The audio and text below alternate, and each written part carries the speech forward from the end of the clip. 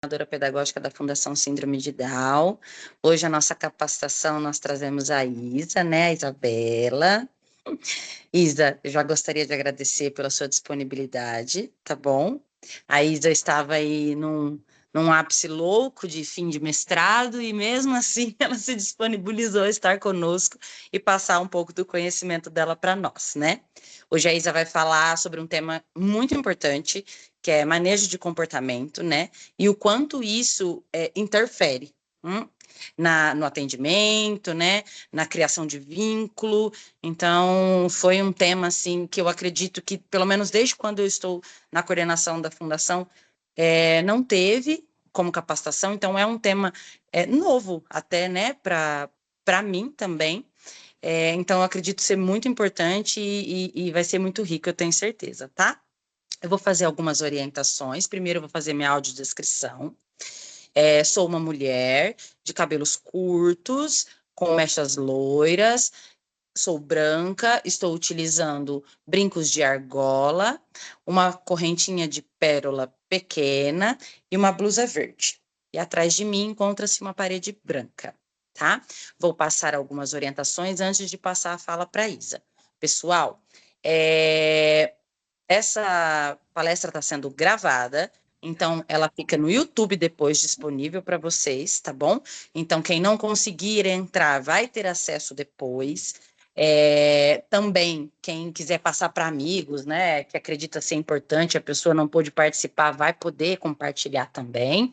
Mas eu aviso da gravação também, porque é isso, eu peço gentilmente que vocês fechem áudio e fechem também a câmera, para não dar nenhuma interferência na internet, tá bom? Faltando alguns minutos para finalizar a apresentação da Isa, a gente coloca a lista de presença no chat, eu peço encarecidamente que vocês assinem, é assim que a gente consegue ter uma noção, né, de quantas pessoas participaram e também até mesmo para a entrega do certificado, pois as horas aqui tem o certificado também para todos, que será enviado depois, tá bom? Outro detalhe também que é muito importante, eu gostaria que vocês deixassem fluir a capacitação da Isa, né? E coloquem as dúvidas no chat, que no final também, quando a Isa finalizar, eu sempre deixo 10 minutinhos para vocês falarem com ela, tirar as dúvidas, tá? Eu faço toda a leitura das dúvidas do chat, e quem quiser também abrir o áudio e conversar com a Isa sobre qualquer outra pergunta ou dúvida, eu também permito. Então, durante a apresentação dela, eu peço que não interrompam, porque nós vamos ter esse momentinho no final, tá bom? Então, agora eu passo a palavra para a Isa. E até daqui Obrigada. a pouco, Isa. Boa noite, gente. Queria agradecer a todos que estão aqui, agradecer a Nathalie pelo convite. Tô muito feliz de estar aqui com vocês. Realmente estava num momento meio doido, né? Mas estava muito animada para que isso saísse, né? Para poder trocar um pouquinho com vocês. Então, estou bastante feliz. Vou fazer primeiro minha audiodescrição, antes que eu me esqueça, né? Então, eu sou uma mulher, tenho o cabelo curto, preto, tenho um óculos vermelho, que chama bastante atenção no meu rosto. Tô também com uma camisa vermelha de mangas curtas e atrás de mim tem um cenário com prateleiras, quadros, livros, várias coisinhas ali, destacando um pouquinho de toda a minha história, de todo o meu trabalho. Então, para começar, né, queria realmente agradecer a todos. Vou passar por vários pontos hoje com vocês, né? Tentei fazer uma recapitulação da parte mais básica e até algumas questões já mais práticas de como a gente pode agir com esse manejo de comportamento, para que a gente consiga realmente aí pensar em como que isso tudo pode ajudar vocês. Vou fazer a apresentação aqui. Só um momentinho.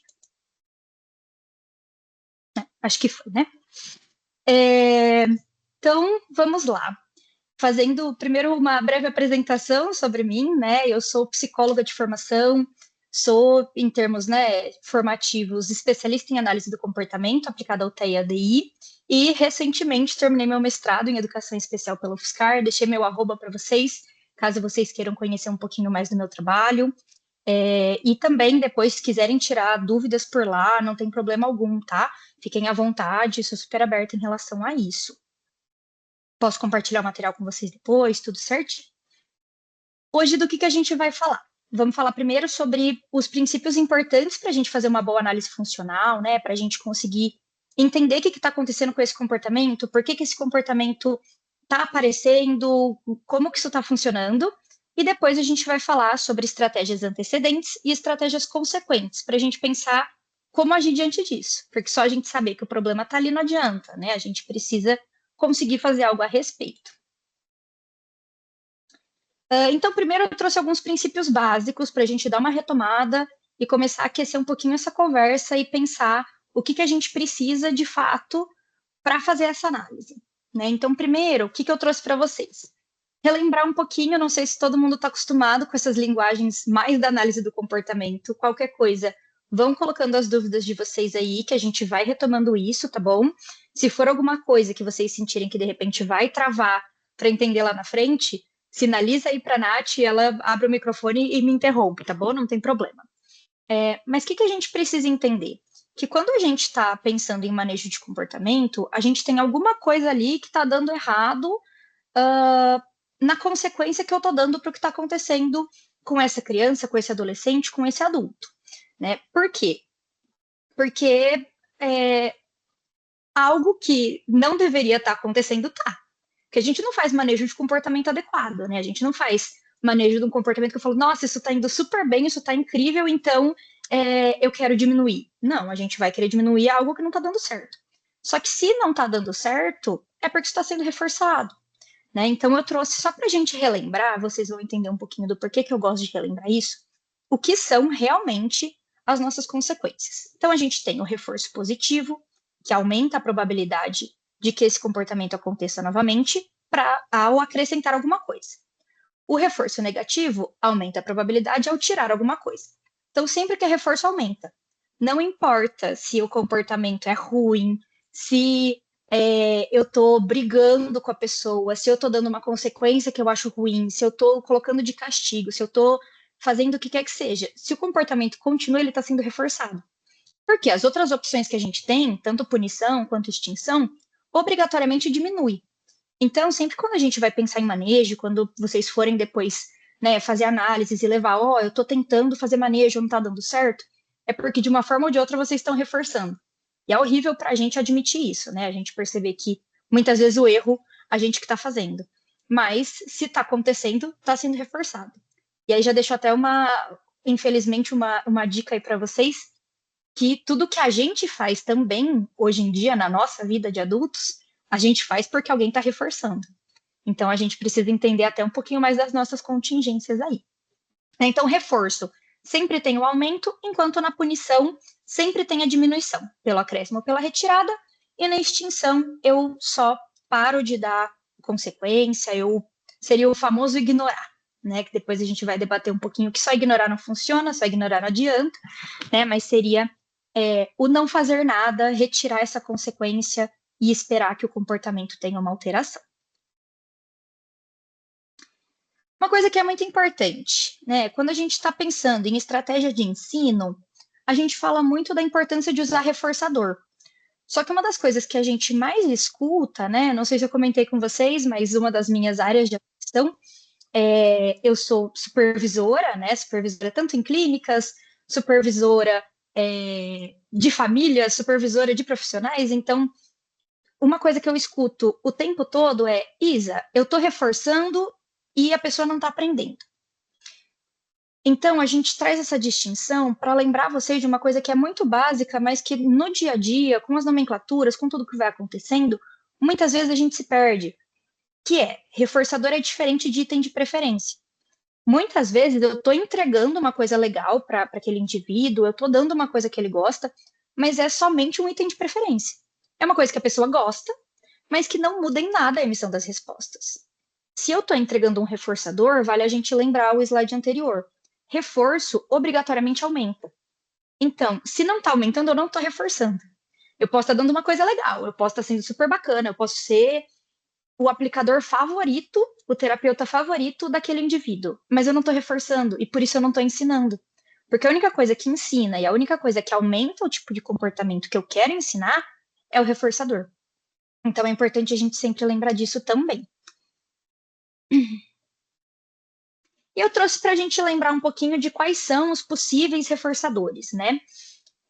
Então, sempre é importante a gente lembrar, antes de separar um reforçador, antes de pensar nesses reforçadores, que para que o processo de aprendizagem funcione e esse reforçador, de fato, dê certo, né, as coisas funcionem como devem funcionar, não adianta eu pegar coisas genéricas, né? Então, eu preciso de um reforçador pensado para o indivíduo, pensado para aquela pessoa que está ali comigo, eu preciso entregar ele imediatamente, eu preciso motivar o indivíduo, não adianta eu estar com aquela cara de acabado, triste, xoxo, capenga, pegar o negócio e só entregar na mão dele e achar que isso vai fazer mil maravilhas.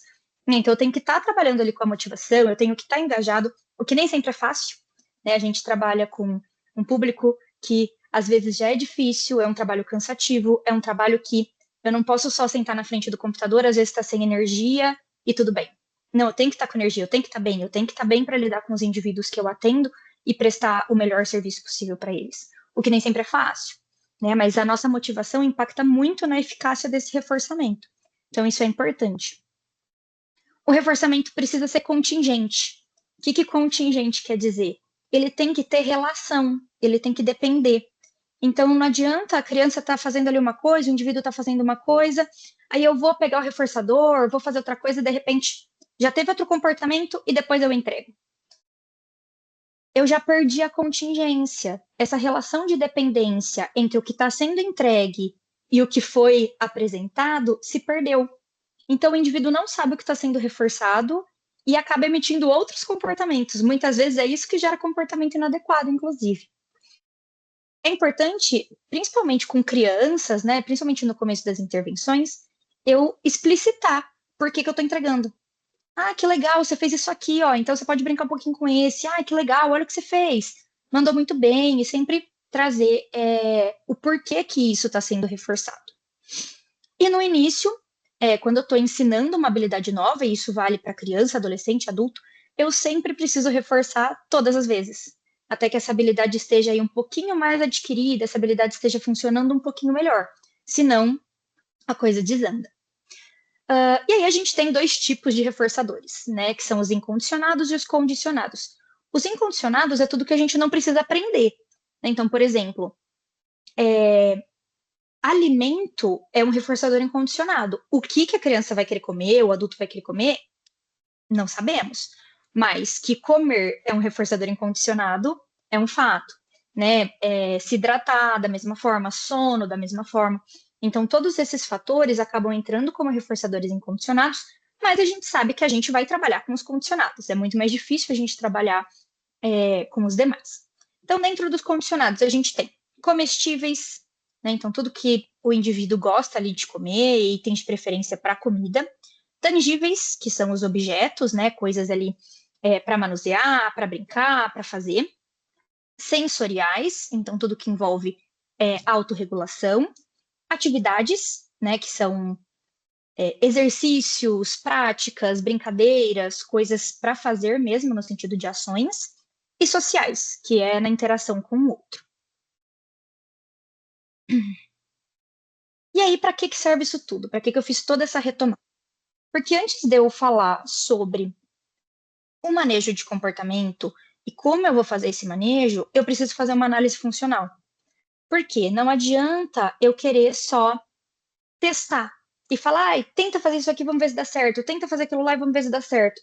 Não, a gente tem regra, a gente tem um formato para fazer isso tudo e garantir que vai dar certo sem que a gente tenha que quebrar tanto a cabeça, sem que a gente tenha que se indispor, porque a gente sabe que muitas vezes o manejo de comportamento não vai ser de um comportamento tranquilinho, de um comportamento que, ai, nossa, um gritinho. Não, às vezes a gente vai ter comportamento autolesivo, a gente vai ter comportamento heterolesivo. Eu não posso ficar nessa situação. Então, quando eu for intervir, eu tenho que saber o que eu estou fazendo. Para eu não entrar em risco, para eu não colocar as outras pessoas da instituição em risco, para eu não colocar aquele indivíduo em risco. Então, eu sabendo de todo esse histórico, fica mais fácil. Então, por isso que eu fiz essa retomada com vocês. E aí, queria mostrar isso aqui para vocês, que eu imagino que já é uma coisa que vocês talvez estejam acostumados, né, que é a nossa querida tríplice contingência. Né? Então, o que muitas vezes a gente escuta quando a gente fala de problema de comportamento? Faz o ABC. Faz o ABC, faz a tríplice, faz a descrição. Beleza, o que a gente coloca nisso? Antecedente, resposta e consequência. Só que aí que tá.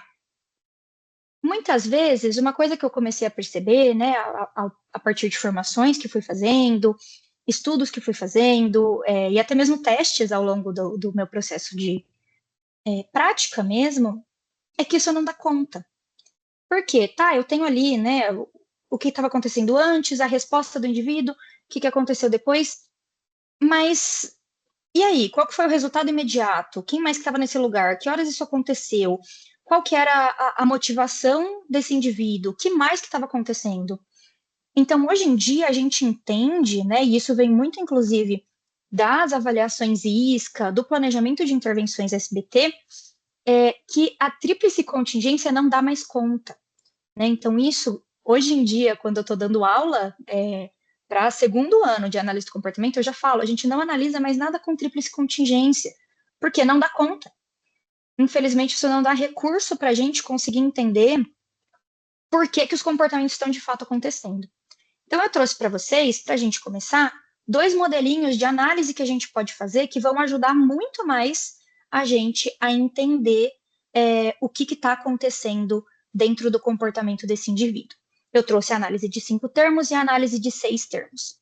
Então, percebam que algumas coisas estão da forma que a gente já está acostumado, né? Então, a gente tem a nossa tríplice, só que a gente traz algumas coisas a mais. Né? Então, no primeiro modelo, a gente vai colocar os antecedentes, as respostas, as consequências. Depois disso, eu vou pôr efeito e processo. Né? Então, o que isso significa? Dentro da parte dos efeitos, eu vou colocar qual foi o efeito imediato do que aconteceu.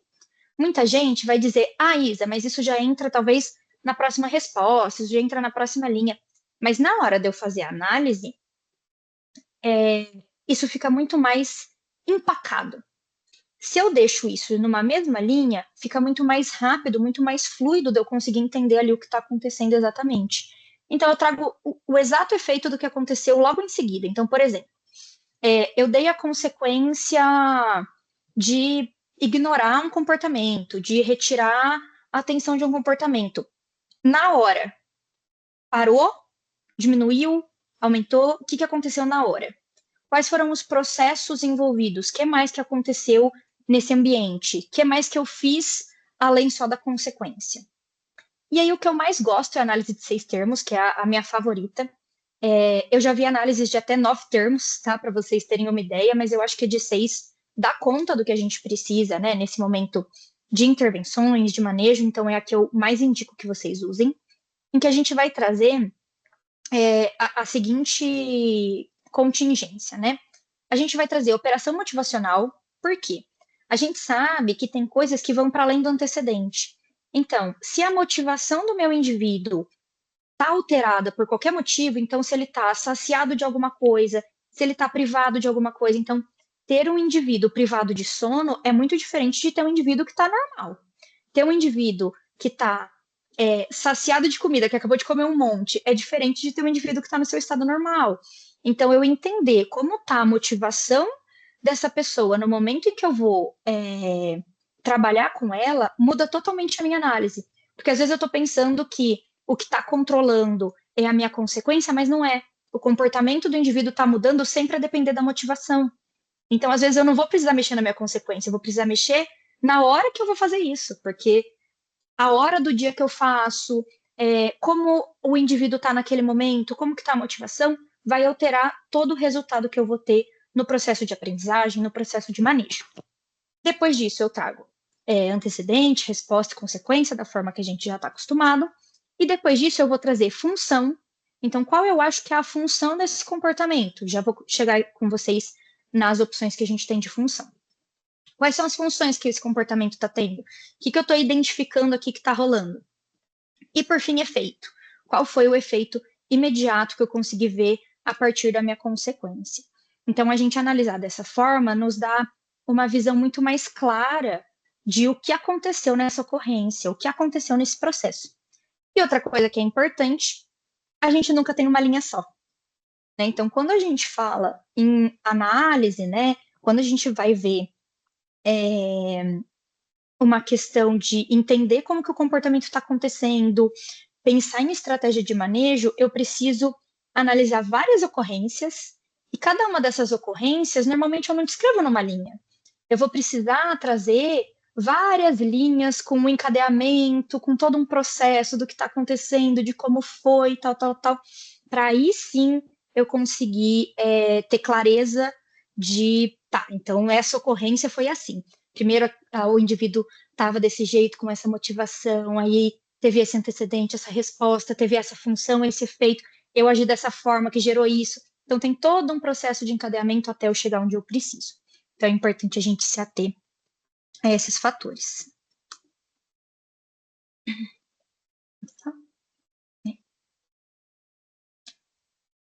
Funções. Vamos pensar um pouquinho em qual que é a função, né? O que é importante? Como a gente estava falando na hora do reforço, todo comportamento acontece por um motivo. Se ele acontece, é porque ele está sendo reforçado.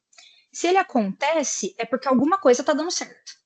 Né? Então, pode ser o pior comportamento do mundo. Ele está atingindo alguma coisa. Né? Então, como que a gente vai pensar nisso? A gente vai tentar entender o para que isso serve. Então, vamos pensar num exemplo bem infantil, tá, gente? Eu sou da área do infantil, então, para mim, exemplo com criança é o mais fácil. Vamos pensar que eu tô com uma criança ali que está querendo se comunicar. Se ela está querendo se comunicar, a função dela é pedir alguma coisa, certo? Então, eu estou entendendo a função. Só que para eu fazer essa análise que a gente estava conversando, eu preciso entender, dentro dessa função, como ela faz isso. Porque se a gente volta aqui, ó, o que a gente pode pensar? Numa análise de 6 termos. Vamos supor que ela quer pedir água. A motivação dela é que ela está privada de água. Dentro do antecedente, a gente pode ter ela ter visto filtro, ou ela ter visto um adulto. E aí a gente entra na maior questão. Dentro da resposta, o que ela vai apresentar? Porque para a função de pedir água, essa criança ela pode, de repente, pedir, né, falar, pode usar comunicador, pode apontar, mas ela também pode gritar, ela pode me bater, ela pode sair correndo em direção ao bebedouro, ela pode fazer uma série de coisas. Né? Então, é importante eu entender, dentro dessa função, como exatamente isso está acontecendo. Depois disso, o que eu fiz? Se ela fez o comportamento adequado, eu entreguei água para ela. Se ela fez um comportamento inadequado, eu entreguei água para ela. O que aconteceu? E aí, a partir disso, né, a gente entende a função e o efeito. Então, tá, vamos supor que a gente tem uma criança que estava em um comportamento de correr até o bebedouro. Então, tenho lá, né, a motivação dela é porque ela estava privada, como antecedente, ela tem ver o bebedouro, a resposta dela é correr em direção ao bebedouro. Minha consequência, bloquear. O que eu entendo? A função dela, ela quer água. Tá, ótimo. Qual que foi o efeito assim que eu bloqueei? A criança parou. Tá. Ela ainda tá com sede, então isso não vai resolver. Então, no meu próximo antecedente, quando eu penso em encadeamento, eu tenho a criança parada, e o que eu vou fazer com isso? Né? Eu preciso trazer aí alguma coisa. Então, eu entro com uma intervenção. O que eu posso fazer? Eu vou trazer uma modelação, vou ensinar ela a pedir, vou mostrar para ela que ela pode apontar, o que eu vou sugerir ali para ela, né? Para que a gente consiga atingir essa função de uma forma mais adequada. E a gente vai entrar realmente no manejo. Então, é nesse formato que a gente vai pensando, certo? Então, por isso que é importante a gente entender todos esses aspectos, entender como funciona o antes, o durante e o depois, e também entender qual que é a função. Porque, às vezes, o como a criança está fazendo, que é o que a gente vê nessa contingência, está errado. Mas o para que está funcionando. Ela corre, ela consegue chegar na água. Porque quando ela corre para o bebedouro, a mãe fala, entendi, você quer água, tua água. E aí já era. Para que a criança vai falar se ela não precisa? Né? Então, é a gente entender qual que é a função, para aí sim eu entender o que está dando errado ali e poder ensinar de uma nova forma. Então, a função é a gente entender o para que serve esse comportamento. E aí trouxe para vocês alguns exemplos do que são as funções. E aqui vou pedir licença poética de pesquisadora mesmo, né, para trazer algumas questões que eu confesso que eu nunca vi isso dessa forma em estudos. Quando a gente pesquisa sobre função de comportamento, o que a gente encontra? Os 4 primeiros. Só que, ao longo das pesquisas, ao longo de estudos dentro de análise do comportamento, ao longo de estudos em torno de manejo, o que eu pude aprender e o que eu pude descobrir é que a gente tem muito mais funções do que a gente de fato considera. E é por isso que muitas vezes, quando eu penso em intervenção clínica para manejo de comportamento interferente, dá errado, porque eu desconsidero outras coisas. Então, eu vou trazer para vocês os básicos, né, os comuns, e vou trazer para vocês também esses 2 outros, né, que eu tenho estudado, que eu tenho conseguido entender a importância, para que vocês também consigam analisar isso no dia a dia de vocês. Então, a gente tem função de atenção, que é quando o indivíduo quer, de alguma forma, chamar a atenção de alguém ali naquele meio, né? Seja por qualquer tipo de comportamento, mas porque ele quer uma atenção, ele quer um carinho, ele quer que olhe para ele quer que faça alguma coisa por ele, né? Então, ele quer conseguir uma atenção. Por fuga e esquiva, então, o indivíduo que não quer fazer alguma coisa e está tentando evitar ou fugir de fazer uma demanda, né? Isso acontece muito frente a demandas, então a pessoa não quer fazer, ela dá um jeito de escapar. Acesso a itens ou atividades, então eu estou propondo que a gente faça essa tarefa agora, mas ele não quer, ele quer fazer aquela. Então ele vai entrar em comportamento porque ele quer aquela coisa. Pode ser por uma questão sensorial, então tem alguma coisa desregulada nesse corpinho, tem uma questão auditiva, tem uma questão tátil, tem uma questão olfativa, alguma coisa está desregulada, então esse indivíduo vai emitir comportamentos para que ele consiga ter essa regulação. Né? Então, muitas vezes a gente confunde e pensa, a criança está emitindo fuga para se jogar no chão, a criança está emitindo fuga para correr. Às vezes não é fuga, às vezes é uma tentativa de regulação sensorial. Então, a estratégia, inclusive, que a gente vai utilizar para isso é diferente, pensando em manejo. Por isso que é importante a gente ter essa clareza da diferença entre eles. E aí, as 2 últimas que eu trago.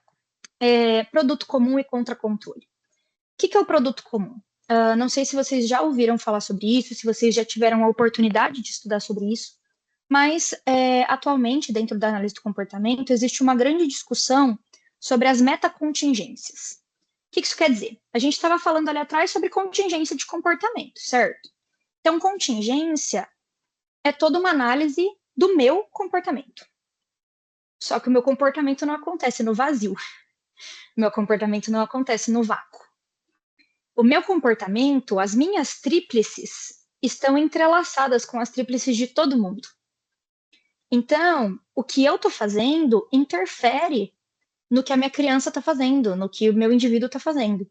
Se eu estou em uma sala de aula, o que uma criança faz interfere no que todas as outras vão fazer e vice-versa. Então, todo essas interligações que acontecem entre as contingências um do outro podem alterar a função de comportamento. E aí que a gente vê muitas crianças que, por exemplo, chegam para a terapia assim, Isa, em casa ele não obedece, ele não segue regra, ele não faz, ele não isso, ele não aquilo, mas na escola os amigos fazem, ele faz também. Não é milagre. E é uma coisa que é diferente da pura imitação, é uma questão de produto comum, é uma sensação de pertencimento, é uma coisa que está totalmente ligada às metacontingências. Eu perceber que existe um reforço comum sendo entregue a todos, e se eu não fizer parte, se eu não emitir a mesma resposta, eu vou estar fora dessa metacontingência. Então, eu preciso me inserir.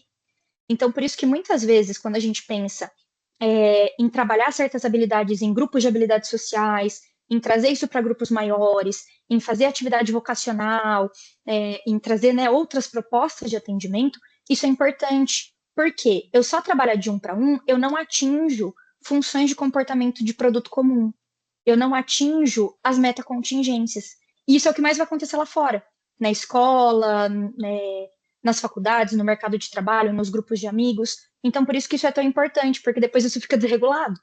Né? Inclusive, isso pode alterar, por exemplo, não sei como que isso acontece para vocês, mas uma coisa que muitas vezes chega para mim é: Isa, se eu estou fazendo eu e a criança o atendimento na sala, tá tudo bem.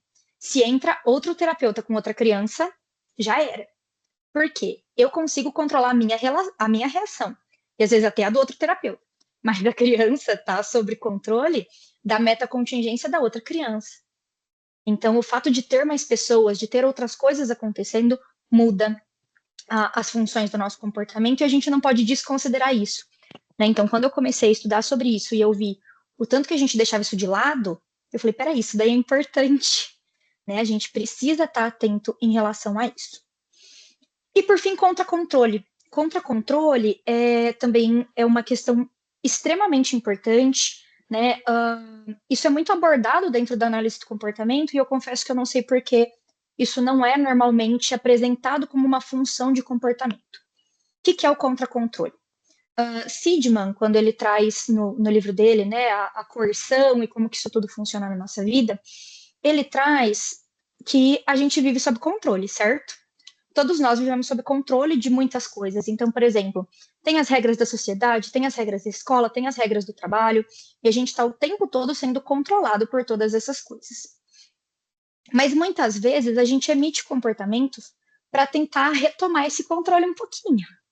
Porque se eu estou num lugar muito punitivo, se eu estou num lugar muito estressante, se eu estou num lugar que eu me sinto muito coagido, eu vou extrapolar isso de alguma forma. E isso acontece muito nitidamente com crianças que estão ou em uma escola que tem questões, né, punitivas muito graves, ou em uma casa com questões punitivas muito graves. Esse contra-controle aumenta em outros lugares. Um exemplo clássico do contra-controle sabe quando a mãe tá brava e fala, eu não quero mais nenhum pio, e a criança, pio?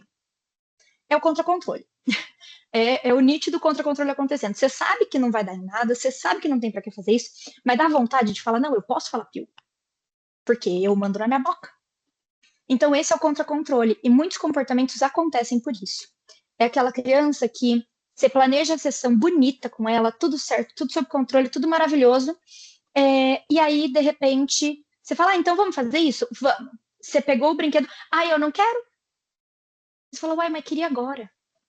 Só que só dele perceber que você está sob controle da situação, ele não quer mais. Por quê? Ele quer estar no controle. Então é importante a gente lembrar que isso também pode existir. Porque se eu tento manejar de qualquer outra forma e desconsiderar esse contra-controle, nada vai dar certo. Porque não é por atenção. Se eu der atenção, não vai mudar nada. Não é por fuga. Eu posso trocar de atividade, pegar outra favorita, não vai mudar nada. Né? Então, é eu entender que eu tenho que manejar esse contra-controle, não outras coisas. Certo? É coisa, né, gente? Eu me empolgo. Qualquer coisa, Nath, pode me avisar. E aí vamos para as estratégias, né? Então, sabemos que tem todos esses problemas, o que eu faço com isso? Trouxe para vocês algumas estratégias do que a gente vai fazer. Primeiro, eu trouxe as antecedentes, por quê? O que a gente quer é evitar que o negócio aconteça, que dê problema. Né? Então, o que a gente quer é tentar garantir que a gente não chegue no problema, que a gente não chegue a precisar manejar. Então, eu vou tentar anteceder aí e prevenir algumas coisas. Então, aqui são estratégias de prevenção. Trouxe todas as possíveis para vocês verem o que é mais fácil a gente trabalhar aí no momento. E trouxe também para quais funções que elas dão mais certo, tá? Porque isso ajuda também. Então, a gente tem o enriquecimento ambiental, que é utilizar elementos para diminuir a ociosidade e aumentar a possibilidade de autorregulação. Então, enriquecimento ambiental não é eu trazer milhões de atividades favoritas daquela pessoa, não. É eu trazer mais atividades, porque se eu penso em um indivíduo que tem muita questão sensorial e muita questão de fuga, eu deixar ele muito tempo ocioso é pior, porque ele pode começar a ter sinais do que a gente chama de ansiedade, né? E aí ele vai começar a emitir comportamento. Então, se eu tenho uma sessão mais estruturada, com mais atividades, com as coisas mais programadas, eu trago esse enriquecimento, e aí por ele não ter essa ociosidade, eu diminuo questões de problema de comportamento. E também trazer outras coisas de autorregulação. Então, vamos supor, eu sei que eu tenho um indivíduo que precisa de movimento para ter essa regulação sensorial. Eu vou programar minha atividade para isso. Então, eu tenho que fazer determinada atividade, eu vou colocar movimento na minha atividade, eu vou fazer isso com um circuito no meio, eu vou fazer isso com movimento no meio, eu vou dar um jeito de trazer isso para dentro da minha sessão, para dentro do momento que eu estou ali com o indivíduo, para garantir que ele não vai precisar emitir comportamento para ter o que ele precisa. Eu já previno e já enfio isso antes. Um bônus de quando a gente usa isso, né, é que a gente tem um aumento na permanência da atividade, né, então o indivíduo vai permanecer mais tempo engajado e eu possibilito uma maior atenção, porque como isso acaba sendo mais reforçador, ele pode prestar mais atenção. E a gente usa isso mais para casos em que a função é sensorial ou fuga junto com sensorial. A próxima estratégia que a gente tem é o HRE, né, que é uma sigla utilizada para um estado de uma sigla em inglês, né, que traduzindo é deixar o indivíduo feliz, relaxado e engajado. Aí sim é o que normalmente as pessoas chamam de enriquecimento ambiental, né, que é o quê? Trazer o máximo possível de itens de preferência, deixar a sessão, o momento ali com o indivíduo super divertido, super legal, super bacana. Por quê? Eu quero garantir engajamento e motivação. Por quê? Existem, né, estudos que comprovam que quanto mais feliz, tranquilo, relaxado, engajado esse indivíduo tá, maior a chance dele responder, maior a chance dele aprender, maior a chance dele colaborar com o que eu quero que ele faça. Então, se eu deixo ele nesse estado, trago mais coisas, eu consigo pedir mais coisas também. Uma coisa que é muito importante, a gente precisa ter cuidado, que é o que gera muita confusão e gerou muitas críticas para essa estratégia, é que as pessoas confundem isso e acham que isso é seguir a liderança, deixar solto. Não é isso. Eu vou usar a meu favor? Então, eu estou trazendo itens de preferência, mas quem vai controlar isso sou eu. Não vou deixar a criança entrar e catar tudo e eu só fico correndo atrás dela. Né? Então, eu estou trazendo essas coisas, mas é para eu usar enquanto recurso. Né? Não é para que as coisas se soltem, tudo tem objetivo. Né? Mas é uma forma de trazer uma maior produtividade. Né? E é importante também a gente analisar quais itens têm que estar presentes ou não para não piorar comportamento. Então, se eu sei que eu tenho um comportamento que piora diante de determinado item de preferência, não coloca. Vamos evitar para a gente conseguir garantir aí que isso não vai acabar gerando o que eu estou tentando evitar. Né? E aí a gente usa ele com todas as funções. Tá? Esse aqui dá para prevenir todas, é bem legal. Apresentação anterior. Essa é uma estratégia que funciona assim.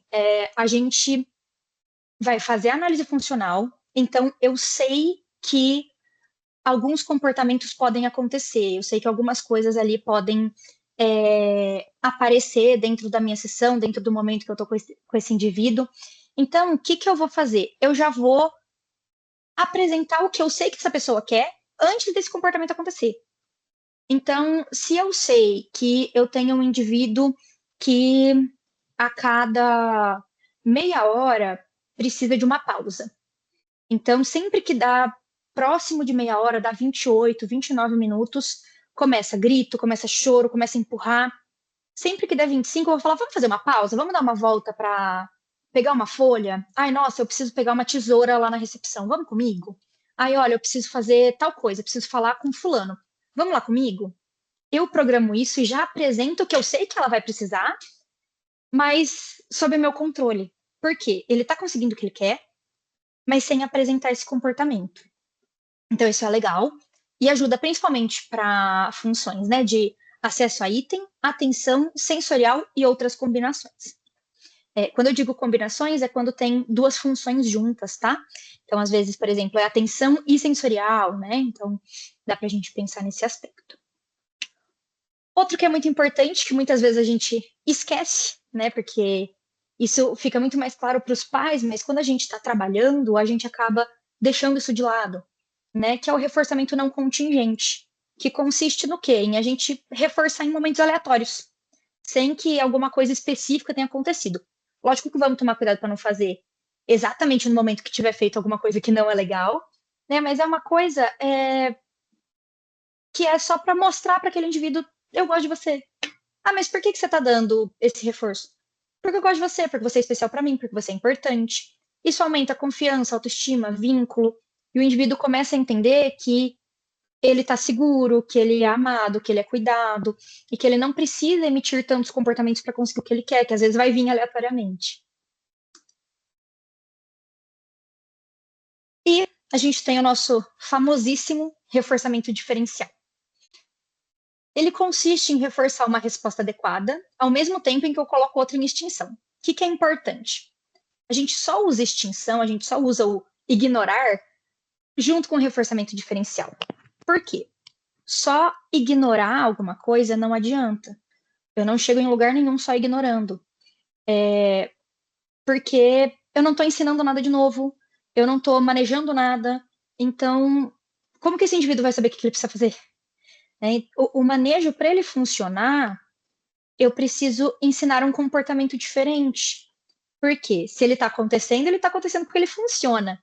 Se ele funciona, ele está sendo reforçado. Eu não consigo só tirar isso do indivíduo. Então, o manejo vai ser mais efetivo quanto mais rápido eu conseguir ensinar outra coisa para esse indivíduo fazer no lugar, outra coisa que dê tão certo quanto. Então, a gente só vai usar a extinção junto com o reforçamento diferencial, tá? Uma coisa que é importante, então, né? Um cuidado. Não adianta eu só fazer reforçamento diferencial e falar, é só manejo. Não, não é só manejo. Eu preciso ensinar habilidades junto, né? E essa é uma coisa que eu escuto muito, às vezes, em instituições, em clínicas, que, a gente parou aplicações, a gente parou ensino de habilidades, agora é só manejo. Só manejo não existe. Por quê? Se problema de comportamento está acontecendo, é porque tem habilidade em déficit. E eu só vou melhorar isso se eu conseguir ensinar essas habilidades, para que o indivíduo não precise mais ter esses comportamentos. Então, eu preciso fazer as duas coisas juntas. E quando eu utilizo o reforçamento diferencial como uma estratégia antecedente, eu preciso sempre mostrar para esse aprendiz, né, mostrar para esse indivíduo que ele não precisa emitir o comportamento. Você não precisa chegar lá nesse comportamento para conseguir o que você quer. Eu preciso deixar claro para essa pessoa que ela vai ter acesso de outro jeito. E o reforçamento diferencial ele é o mais completo e mais complexo justamente porque ele não é relacionado ou dependente com nenhuma função. Porque como ele pode alterar a topografia da resposta, ele funciona de qualquer forma. Né? Então, eu posso mexer com ele aí de vários jeitos. E aí eu trouxe para vocês quais são as possibilidades que a gente tem. Então, eu tenho reforçamento diferencial de comportamentos incompatíveis. Então, por exemplo, se o indivíduo tem o comportamento de cuspir no chão quando ele está incomodado com alguma coisa, eu vou, no momento que eu sei que ele vai cuspir, eu vou inserir uma demanda, uma brincadeira, uma atividade que ele vai cantar, porque ele não consegue cuspir e cantar ao mesmo tempo, então é incompatível. O reforçamento diferencial de comportamentos alternativos são coisas que até dá para fazer ao mesmo tempo, mas que pode ser mais fácil.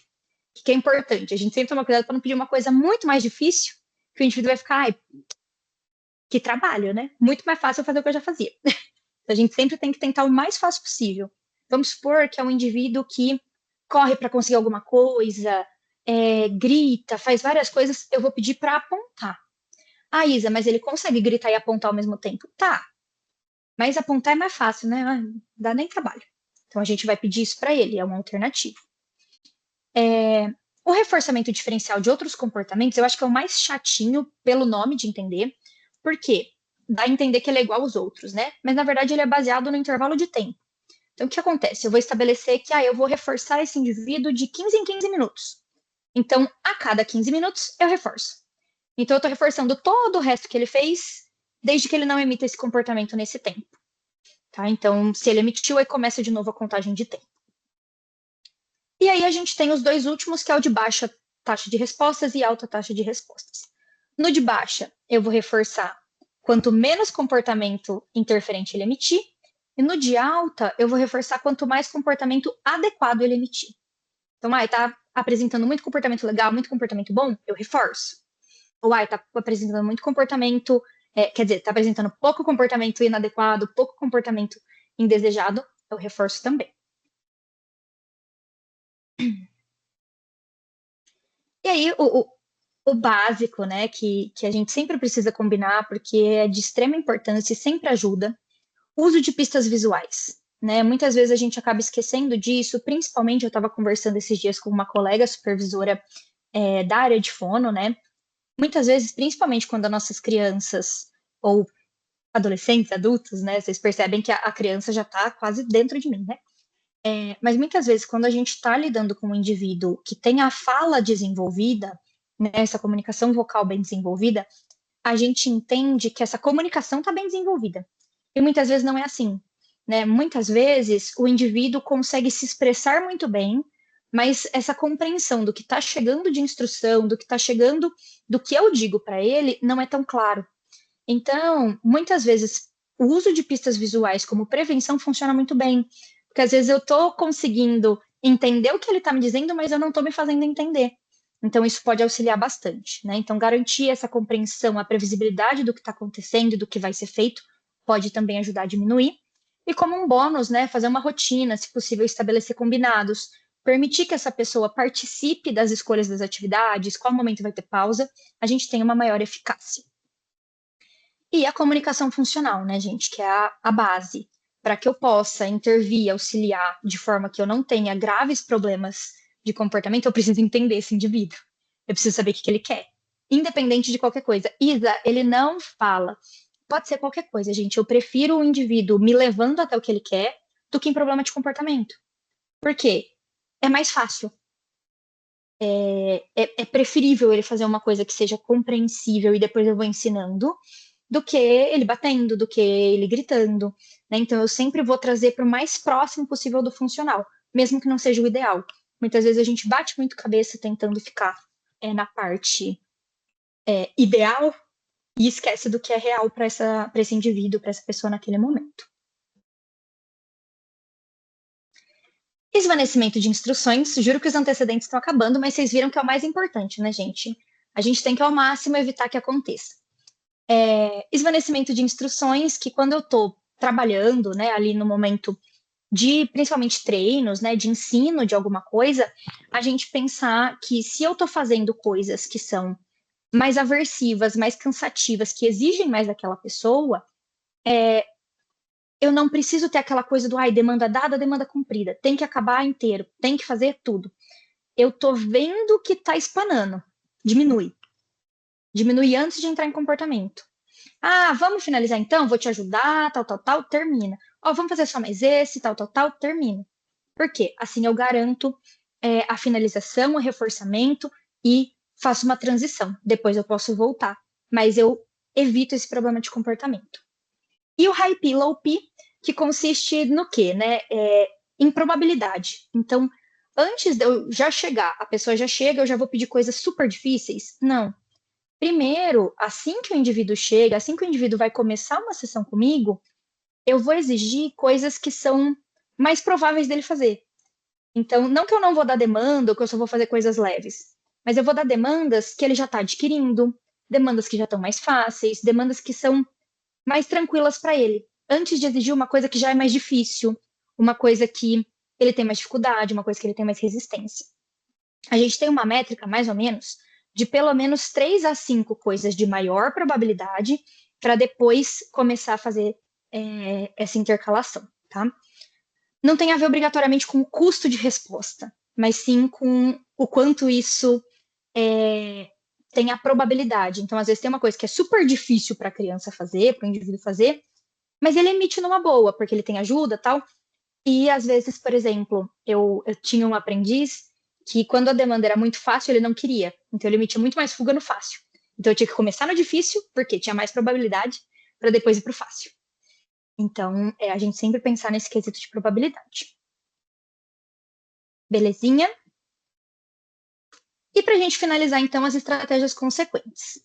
Estratégia consequente. Deu tudo errado. O que eu faço? Vamos lá. Trouxe uma coisa polêmica aqui para vocês, tá? Não se assustem. Vou explicar o que isso quer dizer. A primeira que a gente tem, e que a gente usa muito, mesmo que a gente finja que não, é a punição. Por quê? O que é a punição? É a adição de um estímulo aversivo ou retirada de um estímulo reforçador para diminuir a frequência do comportamento. Isa, a gente não usa punição é errado. Não, a gente evita usar punição, a gente não usa punição como uma estratégia planejada, como uma estratégia de ensino. Mas vamos supor que eu tô com um indivíduo que tem um comportamento autolesivo grave de bater a cabeça na parede. Alguma coisa vocês vão fazer, né, gente? Pelo amor de Deus. Seja bloquear, seja pôr a sua mão na frente, seja colocar uma almofada, seja fazer qualquer coisa. O que você está fazendo? Diminuindo o comportamento pela adição da almofada, pela adição do seu braço. Tecnicamente é punição. O que acontece é que a gente se desprende muito da técnica, dos princípios básicos, das nomenclaturas, e isso deixa as coisas muito confusas, porque a gente não nomeia corretamente. Bloqueio nada mais é do que punição. E realmente não é a melhor coisa para ser utilizada. Mas deu problema, deu crise, a pessoa está em risco, a gente vai usar. Não tem como. Ou você vai preferir falar, ai, não, eu não uso punição, então deixa rachar a cabeça. Eu prefiro evitar. Eu prefiro dar um jeito nisso. Porque é muito melhor, né? É muito mais seguro. Obviamente, depois disso, a gente vai sentar com o supervisor, a gente vai sentar com o responsável e vai pensar como que a gente vai fazer para melhorar. Mas na hora da crise, eu vou acabar punindo. Porque é o mais seguro para aquele indivíduo naquele momento. Tá? Então, a punição é uma das estratégias consequentes que existem para manejo de comportamento, tá, gente? E eu gosto de trazer isso para a gente desmistificar essa coisa de que punição é a punição do senso comum, que é o punir, que é o brigar. Para a gente, não. Para a gente, em intervenção, punição é só uma consequência que diminui a frequência do comportamento. Extinção, que é a ausência da consequência para diminuir a frequência, que, como eu falei com vocês, a gente sempre vai utilizar no momento junto com o reforçamento diferencial, né? Então, se aconteceu, eu vou ignorar, né? Eu não vou dar consequência, porque eu estou ensinando de outra forma com os reforçamentos diferenciais antecedentes. E a gente tem o contraste comportamental. O que é o contraste comportamental? É uma mudança no repertório sem que haja uma mudança na contingência de resposta-alvo, mas que eu vou mudando as contingências de respostas alternativas. Isso consiste numa coisa que a gente chama de lei da igualação. Então, por exemplo, eu não vou nem punir e nem extinguir o comportamento, mas conforme o indivíduo vai apresentando novas emissões, surgiu uma coisa um pouquinho mais próxima, eu reforço de novo, é bem próximo das aproximações sucessivas. Né? Então, eu percebo que uma coisa diferente surge, eu reforço. E aí, o que eu vou mostrando? Né? Por que chama de lei da igualação? Eu vou mostrando que ele vai ser muito mais reforçado se ele fizer da outra forma. Eu não vou punir e eu não vou extinguir o que ele já faz. Eu vou manter dando certo. Por quê? Muitas vezes a gente usa isso principalmente para comportamentos extremamente graves. Se o indivíduo já está num ponto de se colocar em risco, se eu tentar colocar em extinção ou punição e correr o risco desse comportamento escalonar, pode virar algo muito drástico. Eu posso acabar perdendo essa pessoa. Então, eu tenho que manter funcionando. Por quê? É a única garantia que eu tenho de que essa pessoa vai continuar segura. Então, o que eu vou fazer? Eu vou tentar igualar outras coisas. Eu vou tentar mostrar que outras coisas podem funcionar tanto quanto. Então, qualquer outra coisa que essa pessoa fizer, eu reforço. Até ele ver que esse aqui dá tanto trabalho, e aí esse aqui não dá tanto trabalho e funciona igual, então vale a pena fazer mais esse. Então, esse é o contraste.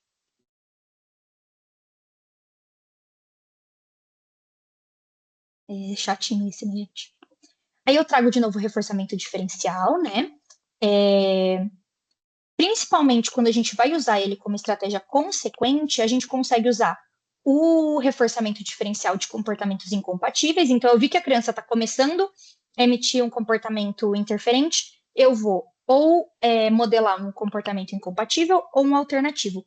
Os outros, né, que eu comentei com vocês, vão funcionar só como antecedentes mesmo, certo? E é isso. Falei horrores, né, gente? Eu ouviria muito mais.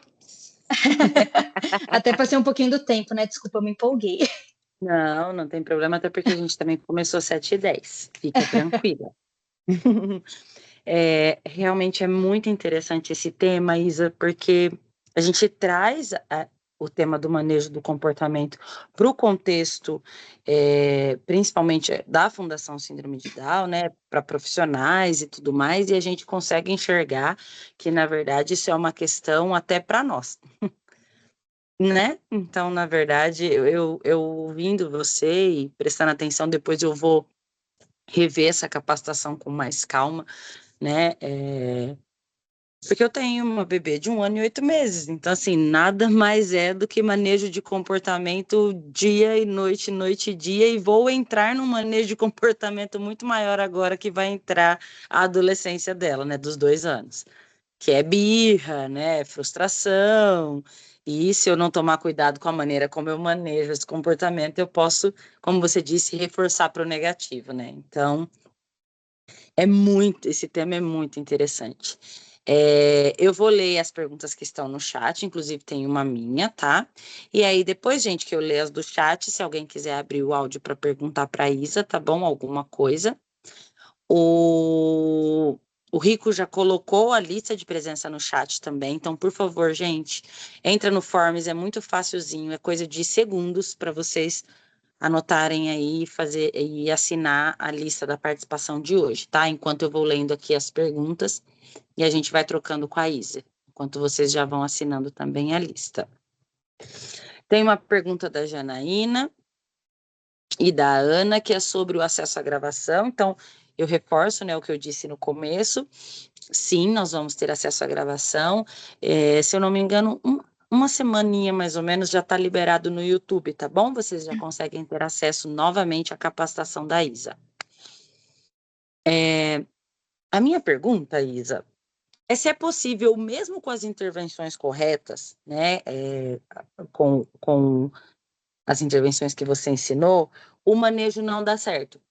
E a gente ter que, por exemplo, vamos supor, intervir da maneira correta, seguindo todo o passo a passo, e realmente, mesmo assim, há resistência, e eu não consigo seguir com o atendimento dessa criança ou adolescente ao ponto até de ter que passar por outro profissional. Isso é possível?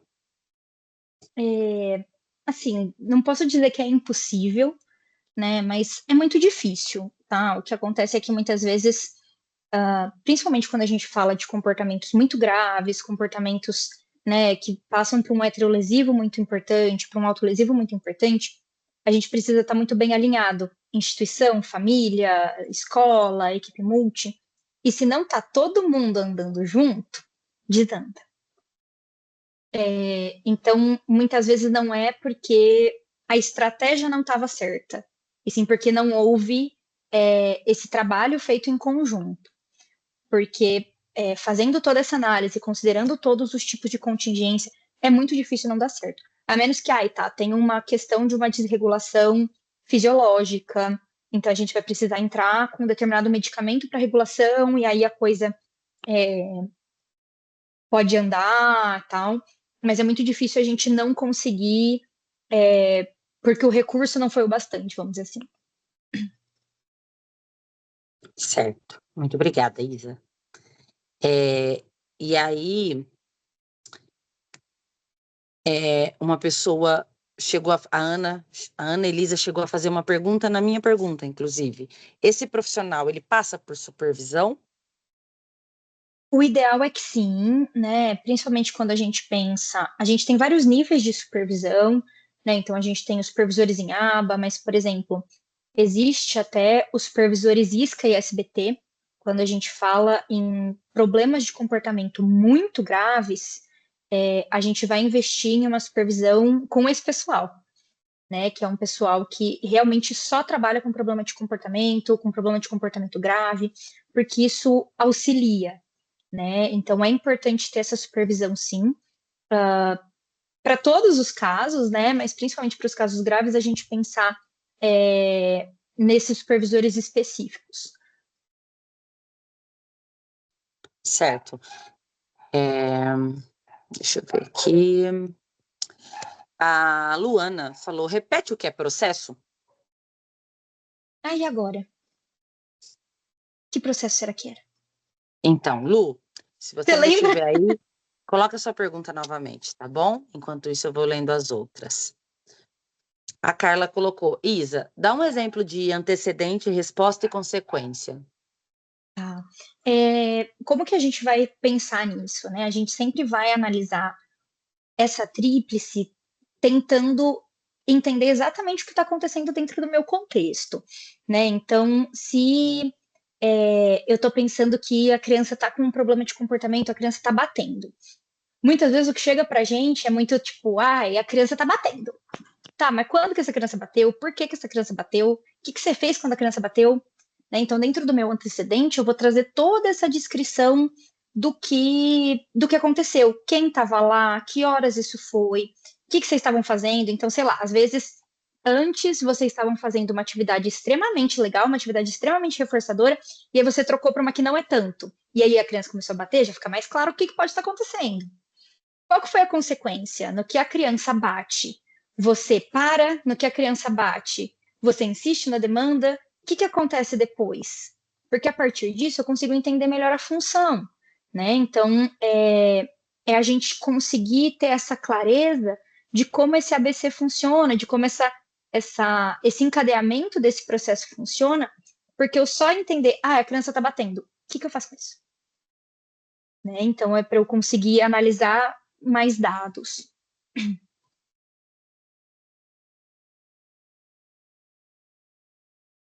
Peraí, que eu mutei. Deixa eu voltar no chat.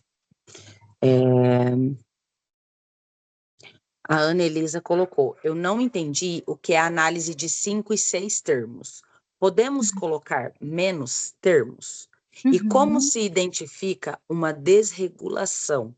Comportamentos de morder, bater, gritar, pode ser considerado? Muito bom. Como que a gente vai entender isso, né? A análise de 5 ou 6 termos seria uma evolução da tríplice contingência, né? Uma evolução dessa análise descritiva que a gente faz, também muito conhecida pelo ABC. Só que o que a gente começa a entender é que só entender antecedente, resposta e consequência não dá conta. Então, você pode fazer só com os 3, não tem problema fazer com menos, mas eu trago essas outras opções porque eu percebo que se eu vejo mais coisas, fica mais fácil de eu entender. Então, se eu já trago na mesma linha, qual era a motivação daquela criança? Como que ela estava? Ela estava com sede? Ela estava com fome? Ela estava com sono? Qual que foi a função que eu consegui identificar ali? Assim que eu dei a consequência, qual foi o efeito imediato? Isso agiliza o processo de pensar em manejo, né? Até porque depois, quando a gente pensa nisso tudo, muitas vezes a gente desenvolve um plano, né, de manejo, o que a gente chama de plano de conduta.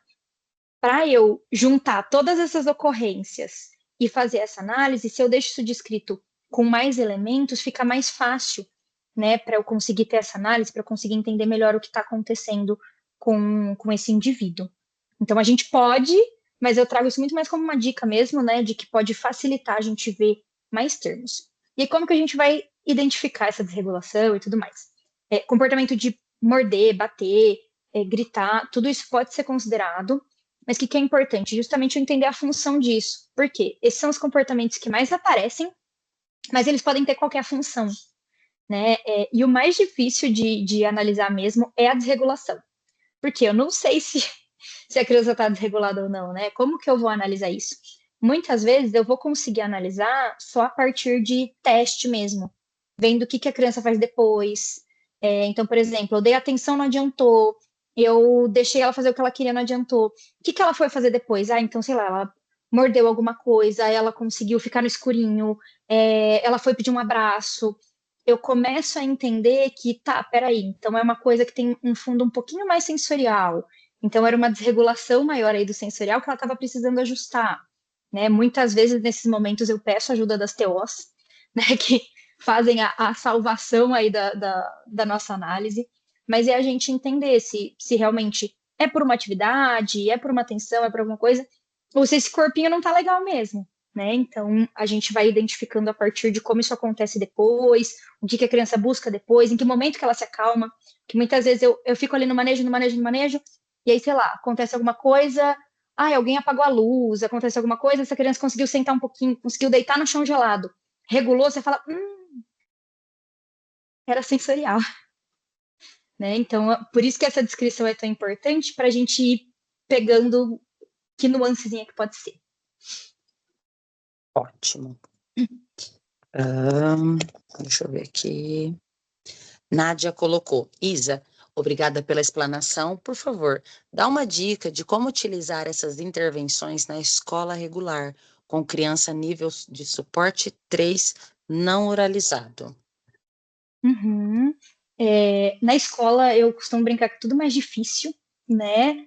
Porque, como eu falei, como a gente tem a questão de metacontingência, a gente tem muita coisa acontecendo, a gente tem um controle muito menor sobre tudo isso, mas dá para trabalhar, né? Principalmente em escola, o que, que eu acho mais importante? Eu sei que o dia a dia é muito corrido, tem muita coisa acontecendo ao mesmo tempo e a gente precisa intervir, né? Não dá para a gente perder muito tempo dentro da escola, mas entender o que está acontecendo, entender qual que é a principal função desse comportamento. Para principalmente, óbvio que utilizar as estratégias antecedentes são sempre mais importantes, mas em ambiente clínico, em ambiente institucional, eu usar a estratégia consequente é mais fácil. Porque às vezes eu estou de 1 para 1, eu tenho uma equipe especializada maior, eu tenho mais gente ali para manejar. Se eu estou numa sala com um monte de gente, às vezes só tem eu com aquela pessoa, se entra num problema de comportamento muito grande, já era, né? É muito risco, é muita variável. Então, em escola, sempre tentar o máximo possível de antecedente, né? Então, tudo que der para fazer de antecedente faz, independente da função. Eu deixei várias estratégias para vocês que funcionam para qualquer função de comportamento. Então, já vai usando. A coisa da comunicação, a questão de pista visual, a questão de mexer em probabilidade de emissão de resposta, aumentar engajamento, já vai usando tudo isso para tentar controlar um pouquinho mais, até conseguir entender melhor a função e ir para uma estratégia mais específica, né, de reforçamento diferencial. Mas fazer de tudo para tentar já ir diminuindo, tá? E principalmente por ser um indivíduo não oralizado, focar em estratégia de comunicação, tá? Ele não consegue oralizar, como que ele vai comunicar? Ele tem que ter um jeito de comunicar, nem que seja uma prancha pequena com 4 principais figuras que ele consiga direcionar para as principais funções que vocês identificam. Então, o que ele mais pede é pausa, falar que não quer atividade, falar que quer coisa favorita ou tal coisa. Isso tem que estar à disposição dele. Porque se ele conseguir mostrar isso para você, melhorou metade dos problemas. Ótimo. Isa, a Luana colocou. A Nádia acabou de colocar, maravilha, fundamental essa capacitação, muito, né, Nádia? Também estou aqui encantada. A Luana colocou. Na análise de 5 termos, tem a tríplice contingência e ela falou que precisamos também analisar os efeitos e processos. O que seriam esses processos? Ela repetiu a pergunta. Lembra do processo? Ah, perfeito, lembrei. Tá. Nesse exemplo, é um tipo de análise, né, que eu tirei da literatura, e nesse caso, quando ele fala em processos, ele fala para a gente trazer o efeito e dentro de processos, quais foram as estratégias utilizadas. Então, por exemplo, eu usei high P, low P, eu usei reforçamento diferencial e eu usei tal coisa. Por quê? Na hora que depois eu for analisar, eu já vou vendo, tá, eu usei esses processos, mesmo assim não funcionou. Então, que outra coisa que eu vou testar para ver se dá certo? Que outra coisa que eu posso ir tentando para conseguir ter um melhor desempenho? Ótimo, Isa. Respondido, Luana. Tem uma última pergunta do Bruno. Isa, boa noite.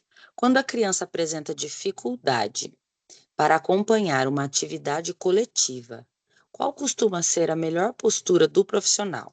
Adaptar a atividade, oferecer apoio individual ou incentivar a participação com os demais? Ai, que difícil, depende. Quer que eu repita a pergunta, Isa? Não, Não? Tá, é que depende muito, né? Que é sempre importante a gente pensar, principalmente quando eu falo em contexto de grupo, né? Pensando em educação inclusiva mesmo. É importante fazer todas essas coisas. Só que em que momento que você vai fazer cada uma delas, depende, né? Então, por exemplo, enquanto profissional que está dentro da escola, eu preciso ter clareza de quais passos exatamente essa criança consegue acompanhar, quais passos ela precisa de um pouco de suporte, quais passos ela precisa de mediação. e quais passos ela ainda não alcança, né? E aí, a partir disso, eu vou pensando, tá, então isso aqui, eu vou só dar uma mediação, vou dar só um empurrãozinho para que ela consiga participar com os demais, né? Então, eu vou ali fazendo um meio de campo, né? Agora, é uma atividade que consegue entender, mas eu preciso estar junto, por exemplo, repetindo uma instrução, eu preciso estar junto, às vezes dando um auxílio maior, ajudando a recapitular, trazendo alguns outros pontos. Então, eu vou dar um apoio individual, né? Mas ali, ainda dentro da sala, uai, não, estamos aprendendo uma coisa muito difícil, ele precisa de um pré-requisito antes, foi acordado que é melhor ele estar em um ambiente para aprender esse tópico em específico, tá? Então, esse tópico em específico vai para o individual, mas nunca tirando a criança sempre do coletivo. E vamos supor, tá? Estão falando sobre, não sei, bibliografia. Então, as crianças estão aprendendo a escrever a história de vida delas. Ai, minha criança ainda não consegue escrever, mas será que com fotinhos, com coisinhas, eu não consigo fazer uma adaptação para que ele participe junto? Né? Então, aí eu faço a adaptação. Sempre o melhor é tentar incluir e fazer com que ele participe, seja incentivando, seja adaptando, tá? Mas, ai, não tem jeito, eu preciso trabalhar uma coisa anterior, tudo bem você fazer esse apoio individual, mas sempre tentar puxar para o coletivo. Certo, Isa. Tá. A Luana, a Carla colocou, obrigada por trazer um tema tão importante para as nossas práticas. O Bruno agradeceu a sua resposta. A Luana colocou, Nathalie, eu participei da formação sobre T21 e não recebi o certificado. Pode me ajudar? Luana Martins Morelli, e-mail.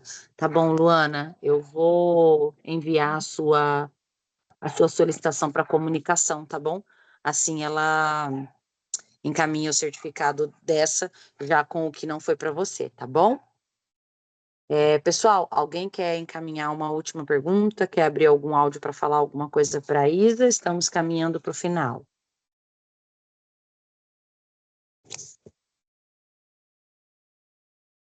Ana Elisa colocou, excelente explanação. Muito elogiada, Isa. Obrigada, gente. Obrigada. Desde já eu, inclusive, agradeço a todos, né?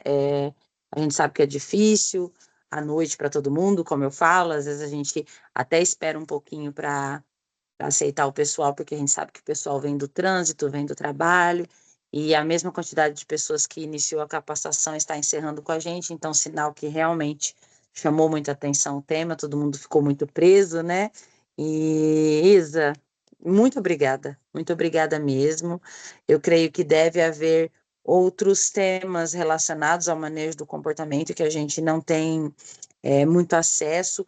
Eu creio isso ser muito importante, então eu gostaria de saber se você, né, fica disponível para uma próxima, que o pessoal gostou muito e a gente, como eu falei, é um tema que dá vontade de ficar horas, né, ouvindo sobre e perguntando e questionando, porque é como você mesma disse, né, não é só, inclusive, para a pessoa com deficiência em si, né, é para a vida mesmo.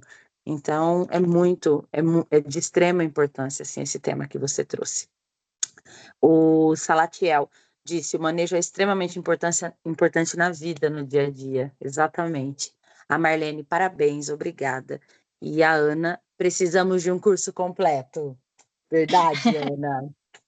Queremos. Obrigada, Isa, gente. Obrigada. E eu providencie, fico à dona Isabela, disposição, viu? providencie. Eu fico à Teremos todos os seus disposição. alunos, tenho certeza disso. Ai, gente, esse curso, assim, eu tenho um curso sobre manejo, mas a turma está encerrando. Mas quem sabe, né? A gente abre mais de uma. Por gentileza, já queremos. Estou já na fila de espera. E, O gente, Gab... ficou super à disposição, tá? Do que vocês quiserem debater mais coisas, se vocês quiserem outros temas, estou aberta, a gente pode conversar. o Gabriel falou, obrigado, Isa, foi excelente, a sua didática é incrível. Gente, Ai, então, obrigada. agradeço a todos, tá bom? A lista de presença Para quem não assinou ainda, antes de sair, se puder, por gentileza, assinar, tá bom? E as capacitações da Fundação Síndrome de Down sempre são divulgadas, né, no Instagram. Então, fiquem de olho, porque sempre tem, uma vez por mês, sempre tem, tá bom? Nesse caso, foi a da Isa agora, porque era jogo, né, do Brasil na segunda, então tivemos que trazer essa capacitação para hoje, porque por mais que a gente tivesse a oportunidade de ter algumas pessoas, a gente achou que era um tema muito importante e o meu medo era ou não ter ninguém ou ter realmente poucas pessoas, né? Então, por isso que eu te agradeço, Isa, por ter permitido que a gente pudesse postergar. Mas no final desse mês, a gente vai ter também uma capacitação com o fonoaudiólogo Alexandre, de quem deu a última capacitação anterior à Isa, inclusive, e ele vai falar sobre comunicação alternativa, que é muito importante também, tá?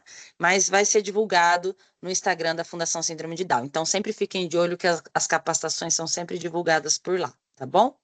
Muito obrigada, boa noite. Isa, muito obrigada de todo o meu coração novamente. E eu vou te procurar novamente, gata. Você não vai fugir Com daqui. certeza, com certeza. Estou à disposição, viu, gente? Agradeço E, muito a bo- e participação, bora o procurar carinho. o arroba da Isa para fazer o curso dela, minha gente. Obrigada, gente. Obrigada pelo carinho. Estou à disposição, viu? Podem pedir Tá bom. temas, perturbem a Nath, ela traz para mim e eu trago para vocês. Arrasou. Já quero.